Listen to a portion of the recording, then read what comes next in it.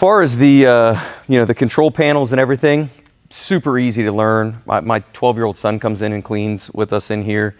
You have a vacuum that kicks on. You got water, that's gonna activate. You got your brush, so you have power now to your brush. And then you have your up and lowering of your brush guard and your brush deck. So it's just super obvious, straightforward for you. If you want to go a little faster, you just turn that knob up towards the rabbit. You want to slow it down a little bit, which honestly I'd advise start slow. Like it can definitely be one of those things when you actually start running this thing around and it's kind of pulling you.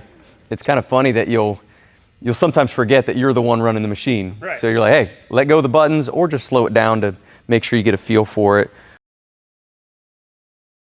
So you have your charger that's already all kind of pre-wrapped up here. It's just got a Velcro strap. Same thing with the old one. You can go ahead and remove your key. Go ahead and plug that in to your outlet. It's definitely important to make sure that you've ran that battery life down before you go ahead and recharge it. Just the way that these batteries cycle, you're gonna wanna make sure that you've ran it all the way basically to empty and then get that thing full charged all the way back up. So there's a nice blinking light that's gonna give you kind of a heads up on where your charge is, and then once you see that light being nice and steady, charge is complete. So that's nice just to plug that in overnight and then be ready for the next day.